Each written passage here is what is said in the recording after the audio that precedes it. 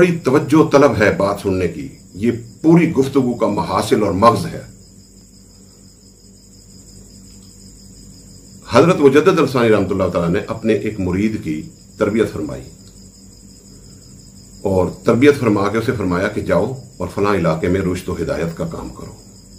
वो शख्स चलने लगा, उसने अर्ज की कि हुजूर आप मुझे कोई नसीहत फरमा दें जिसे मैं पल्ले बांध लूं। आपने फरमाया कि बेटे जाओ, बस एक काम करना कि कभी खुदा ना बनना और कभी रसूल ना बनना, बस ये करना। उसने कहा हुजूर क्या कोई शख्स खुदा भी बन सकता है और क्या कोई शख्स रसूल सल्लल्लाहु अलैहि वसल्लम की तशरीफ लाने के बाद कोई रसूल होने का भी दावा कर सकता है? हजरत मुजद्दिद अलसानी रहमतुल्लाह तआला ने फरमाया कि सुने, इस ज़िमन में कह रहा हूं, इसका मतलब यह है कि खुदा ना बनना कि खुदा की एक खास सिफ्त है और वो सिफ्त यह है कि जो वो चाहता है वो होता है। तो तुम चाहो जरूर फलां चीज हो जाए, यूं हो जाए, गाड़ी आ जाए, कार कोठी आ जाए, बैंक बैलेंस हो जाए, जायदाद आ जाए, औलाद हो जाए, एक फैक्ट्री से 2 फैक्ट्री हो जाए, तो ये चाहो जरूर, चाहने पर कोई पाबंदी नहीं। लेकिन अगर आपकी चाहत के खिलाफ हो तो कभी शिकवा ना करना, बरहम ना होना। जब बरहम होंगे तो फिर इसको इस माने में लिया जाएगा कि आप खुदा बनना चाहते हैं, क्योंकि यह सिर्फ तो सिर्फ खुदा की है कि वो जो चाहता है वो होता है और आप खुदा नहीं हैं, आप इंसान हैं। कि जो मैंने कहा, जो मैंने सोचा वो हुआ क्यों नहीं, जो मेरी चाहत थी वो हुआ क्यों नहीं। ये सिर्फ रब के पास है ये पोस्ट और किसी के पास नहीं। अगर तुम अपनी ख्वाहिशात के पूरा होने पे ना होने पे अगर इस किस्म की बात करते हो, नाराज होते हो, बरहम होते हो, खफा होते हो, वावेला करते हो, तो फिर यह समझ लो कि तुम खुदा बनने की कोशिश में हो मसरूफ।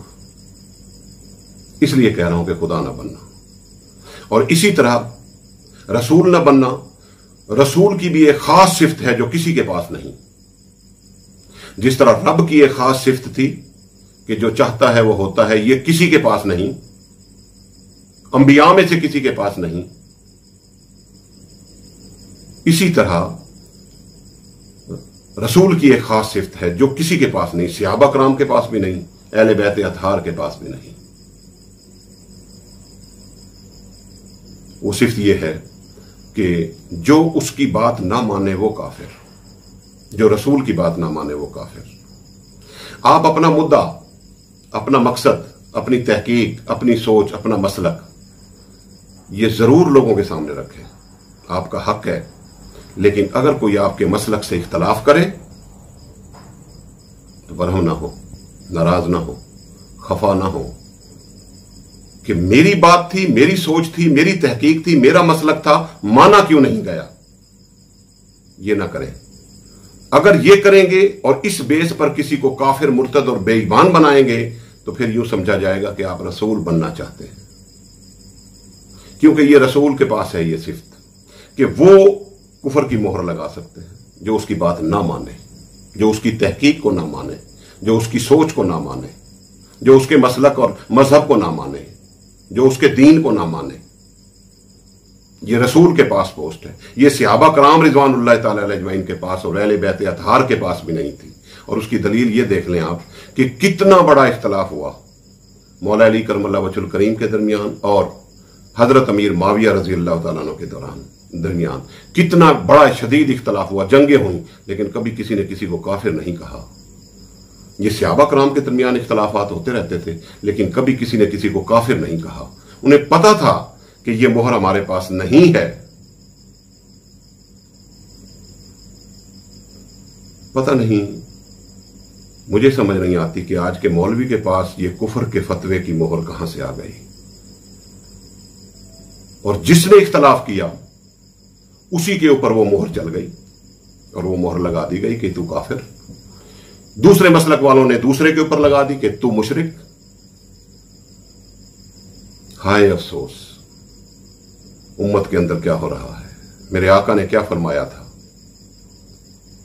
आज हम अपनी तहकीक और अपनी सोच को सबके ऊपर रखते हैं। आका अलैहिस्सलाम की सोच के ऊपर भी माज़अल्लाह हम ये सोचते हैं कि हुजूर अलैहिस्सलाम ने फरमाया कि मेरी उम्मत मेरा जिस्म है, जिसने इसके टुकड़े किए उसने गोया मेरे जिस्म के टुकड़े किए।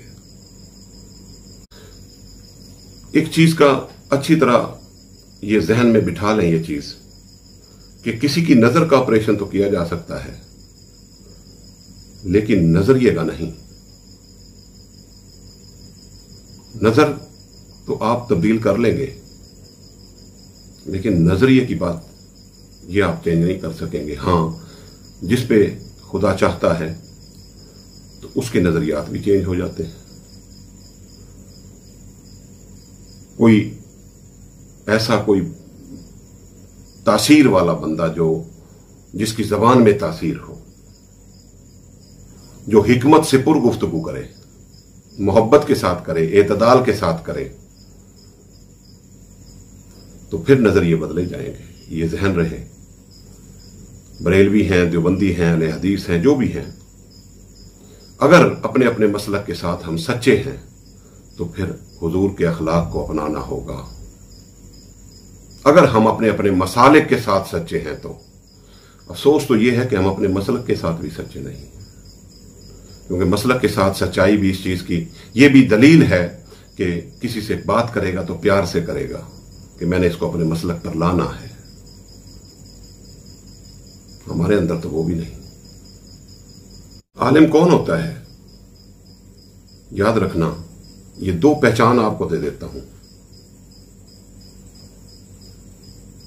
पीर और आरिफ वो होता है जो आक़ा कायनात सल्लल्लाहु अलैहि वसल्लम की शरीयत को अपने गले का कलादा बना ले और खिलाफ शरा कोई काम ना करे। बस पीर वो है,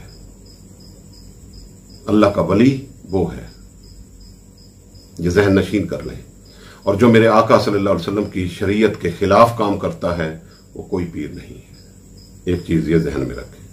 और आलिम कौन है, इसको भी जहन में अच्छी तरह जगह दे दें। आलिम फकत वो है जो मेरे आका सल्लल्लाहु अलैहि वसल्लम की इस हदीस को मद्देनजर रखता है कि हुजूर अलैहिस्सलाम ने फरमाया कि मेरी उम्मत मेरा जिस्म है, जिसने इसके टुकड़े किए उसने गोया मेरे जिस्म के टुकड़े किए। आलिम सब कुछ बर्दाश्त कर लेगा, लेकिन हुजूर की उम्मत के टुकड़े बर्दाश्त नहीं करेगा, क्योंकि मेरे आका ने फरमा दिया कि जिसने मेरी उम्मत के टुकड़े किए उसने गोया मेरे जिस्म के टुकड़े कर दिए। अब आप अंदाजा लगा लें इस चीज से कि इल्मियत पढ़ने लिखने का नाम नहीं है। इल्म तो अदब से है। देखना यह है कि आपके अंदर इल्म ने अदब लाया, इल्म अदब को लाया या नहीं लाया। वो इल्म कोई इल्म नहीं है जो आपके अंदर अदब को नहीं लाता। बस मैं इस बहस को अब समेटता हूं। बहुत कुछ मवाद आप तक पहुंच चुका है। बस आप इस चीज की तरफ तवज्जो दें कि झगड़ा नहीं करना, लड़ना नहीं है। और ये आज के मैसेज के हवाले से मैं बात कर दूं कि ये जो मैसेजेस आए हैं, एक मसलक वालों ने हमारे ऊपर तनकीद की है तो दूसरे मसलक वाले हमें सपोर्ट कर रहे हैं। उनकी सपोर्ट का खैर मकदम करता हूं, लेकिन उन्होंने गाली देकर बात की। ये खुदारा मेरे चैनल पर ऐसा ना हो कि किसी मसलक को यहां से गाली दी जाए, किसी के बुजुर्गों को गाली दी जाए। कोई देवबंदी है, बरेलवी है, अहले हदीस है, शिया है, कोई यहूदी है, कोई ईसाई है, इस चीज से भी गर्ज नहीं। फकीरों के पास, औलिया के पास, नेक लोगों के पास हर शख्स आता था। जब आता तो हिंदू होता, कोई ईसाई होता, कोई यहूदी होता। जब बैठकर कुछ देर सोहबत और संगत में बैठकर जाता तो मुसलमान होता। तो हमारा काम तो यह है कि हम लोगों को मुसलमान करें, ना कि ये काम है कि हम किसी को भगाएं, इस्लाम से ही खारिज कर दें। तो मेरे सुनने वाले और इस्लाम टीवी चैनल की जो फैमिली है, उनमें से कोई शख्स, मेरी रिक्वेस्ट है कि आप मुझे कोई बुरा भला कहे, गालियां तक दे दे। मेरे कायद ने मुझे फरमाया कि हमें गालियां तक दे दे, तुमने जवाब नहीं देना। تم نے اس کے بدلے میں گالی نہیں دینی، گالی کھا کر دعائیں دینی ہیں. یہ میرے قائد کا فرمان ہے، حضور شیخ الاسلام ڈاکٹر محمد طاہر القادری صاحب. اور اگر ہم اس سے ہٹتے ہیں تو پھر کس قسم کا ہمارا تعلق ہے حضور شیخ الاسلام سے؟